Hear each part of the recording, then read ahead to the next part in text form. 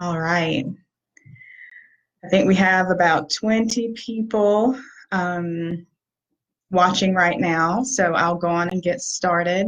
If you could also like our Resiliency Task Force page, if you haven't already, please do that. Um, we'd love to keep you in the loop of what we have going on and to share resources with you as we get them. Amy, hello. We have Amy Reed, one of our rock star community resilience model trainers that she's been a great resource to me. Very grateful for her and her role in the county training in the model. So grateful for that. All right, so we're going to go on and get started. I'd like to introduce myself. I am Jvanette Skiba. I'm a training and film screening coordinator for the Resiliency Task Force in New Hanover County. And we just wanted to take an opportunity to reach out to our members and the community at large and just let you guys know that there are things that we can do in this time to take care of ourselves. We have some resilience tools that we have in our toolkit. Specifically during this time of uncertainty, it's very, very natural to feel overwhelmed or to feel really high levels of stress. So whether you're a healthcare worker, you work in human services, you're an educator, a parent, or otherwise, these are tools that you'll be able to use so that you can serve the people around you well. And that's what I take away from the community resiliency model specifically, is that it helps me be my best self so that I can serve my family and the people I come in contact with well. Just to give you a little bit of background, the Resiliency Task Force recommends several models, but the model that I'm going to share a little bit about with you today is the community resiliency model. And within that model, there are 6 wellness skills. Today, I'm only going to share the basic 3, the top 3, you can call them, in that model and how they can help us become more resilient. In the model, we call that space where we are kind of operating at our optimum, that space where we can face the stressors of life with a sense of balance in mind and body. That space we call the resilient zone. And I like to think of that zone as being something that we can make deeper or something that can become more shallow. And I think it's safe to say that during these times of uncertainty with social distancing, people self-quarantining themselves and just not being able to go out and move as freely as we once did because of COVID-19, that our stress levels are elevated and our resilient zones may be quite shallow right now. So the resilient skills that this model teaches helps us expand that zone, makes it much deeper so that throughout this time we're at home with our children at home, working from home, we'll be able to be the best version of ourselves with these skills. So the 6 skills were created by Elaine Miller-Karras and the Trauma Resource Institute out of California. And the resilience-focused model teaches people are resilient and that anyone can learn these self-regulation skills, mainly because it's based in biology. We all have a nervous system and we all respond to stress. And we can say that we are wired for negativity. This is kind of a primal thing within us that helps us respond to danger. But research shows us that we actually can rewire how we think and how our brain functions. And these skills help us focus on things that are pleasant or things that are neutral. So we all have to make lifestyle adjustments right now. But even in the lifestyle adjustment of me being home with both my kids and my husband and working from home and still having to help them access their school resources and do my work and do lunch. My resilience zone is pretty shallow, but with these lifestyle adjustments, these skills are accessible, they are adaptable. I can use them at any point in my day, right here, right now. I can share them with my family across the lifespan. These skills are really something that somebody can pick up easily. After today, after this Facebook Live, you'll be able to share them with others. So let me get into those skills. The first skill that we have is tracking, and tracking is really keying into the language of the body, which is sensation. So tracking makes us aware of the sensations that we're experiencing. A lot of the time we're aware of the negative sensations, but CRM, or CRM as I call it, makes us focus, or allows us to focus on those pleasant or neutral sensations in our body, that when we get to that point where we're starting to feel that tightness in our chest from anxiety, or numbness in our fingers, or warmth in our face from being anxious or angry, we can think about something that'll redirect those sensations to positive or pleasant or neutral sensations. So tracking, again, is just paying attention to the language of the body, which is our sensation, paying attention to those sensations.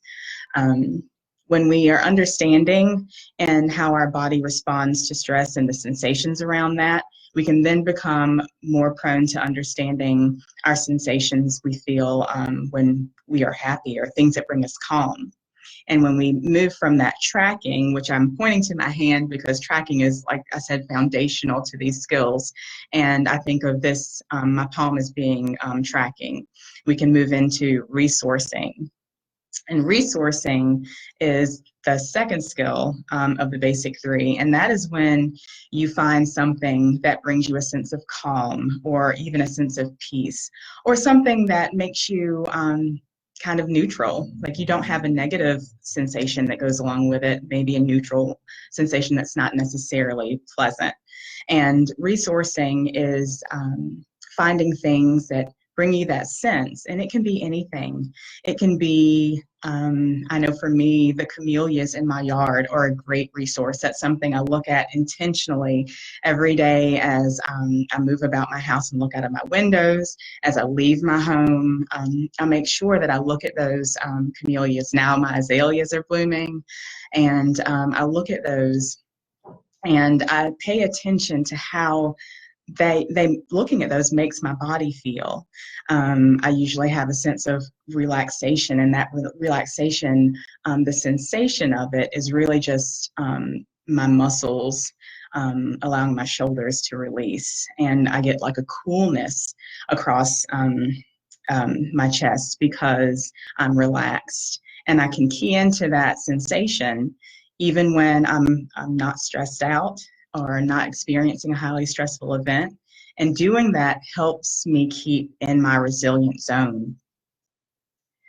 From resourcing, we move on to grounding. And grounding is really another skill that we all use and we may not even realize it. Grounding is just noticing the contact our bodies make to something that gives our body support. So as I sit in this chair talking to you, I want to make sure that I remember everything I wanted to say to you. I value your time, and so I might feel a little anxiety. Actually, I do feel a little anxiety, but in that time, I've been sitting here feeling the support of the chair, and feeling it on my back, and keying into that sensation, understanding that that sensation can help me reset my nervous system, feeling that support. That's how grounding helps us build our resilient zone and stay in our resilient zone. So just to recap, I'm going to scroll down and look at some of the comments. I see There are many that are glad to be here. I see Bodine is here, and he's another great resource, great proponent of resilience. Mebane Boyd, the director of the Resiliency Task Force, is here. I don't see any questions. I was hoping to get some questions or some comments of how, if you are a practitioner of the resiliency model, the community resiliency model, how you can tell how these skills actually work in your life. Great, Christy, thank you. She says that these are valuable reminders for us all, and I hope that everybody comes away feeling empowered by these skills. So again, to recap, tracking is paying attention to the sensations in your body and focusing on sensations that are pleasant or neutral to reset your nervous system. Resourcing are thinking of things that bring you a sense of calm, a sense of peace. Again, my example were my camellias. It can be a family member, a strength that you have, something that you do well, something that you can key into that sensation of pride. You might feel your chest rise a little bit, feel the sensation of your cheeks start to smile as you feel that sense of pride. That's a great resource to go back to reset your nervous system. And then finally, grounding. That's feeling your body supported by some surface. If there are any questions, please feel free to reach out to us. We are here for you. We just want to build a compassionate community, a resilient community, and share skills with you. And we'll be trying to jump on Facebook and do Facebook Lives more often through this time. And there are some resources that I wanted to share with you specifically for the community resiliency model. The Trauma Resource Institute has an app that you can get on your phone. It's called the iChill app, and I use it and I love it, and I think they have revamped it, and so I'm going to find the new version in the App Store, but please go on and download that on your smartphone. You can also access it from your laptop or desktop, and that's at www.ichillapp.com. Another resource that was shared with me earlier was resilience.org. They have a parent guide to resilience, and that's by Why Try.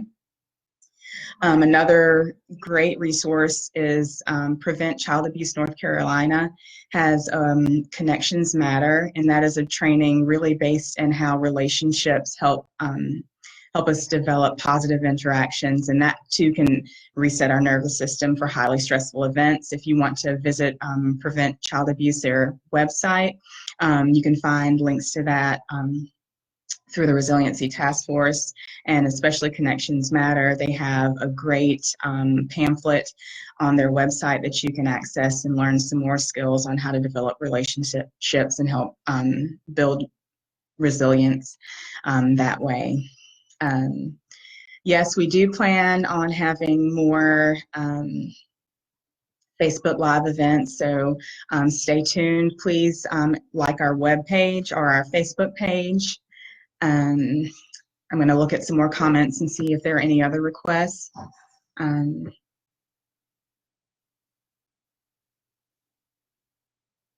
Somebody said that they have used, or Christy Miles says that she's used grounding with her anxious kiddos, and that is absolutely right. I have too. That's a great skill, and that's something, again, with CRM, it's accessible for everybody.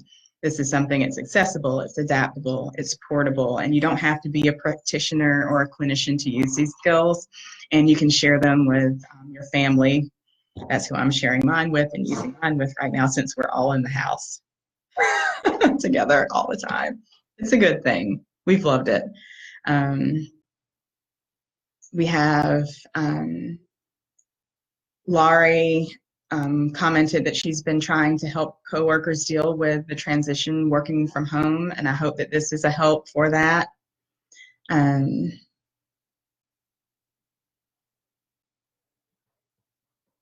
Continuing to look at these comments.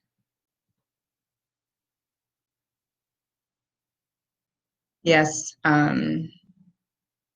again, more comments with iChill. It's a great resource. I know people who use iChill, um, the grounding exercise. It's actually narrated by Elaine Miller Harris, and her voice is really soothing. They use that to ground and go to sleep most nights when they notice they have increased stress and it's hard to fall asleep. That grounding exercise on the iChill app is wonderful.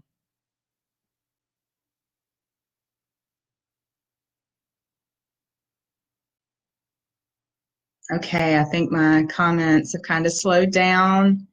Like I said, please, please, please like our Facebook page. You'll be able to get lots of great resources. We'll be checking in with you again through Facebook Live. If there's anything we can do, please let me know. You can email me at, it's my name, but I'm gonna have to spell it for you. It's JV as in Victor, ANETE at cischapefear.org. And like I said, I'm the training coordinator. So if you have any questions about trainings, we really hope to get back to normal and be able to do some in-person training sooner rather than later. But this is a great time to inquire. We have access to lots of resources. And please know that this county has been great with picking up the message of resilience. And we have great champions, like I said, like Bodine.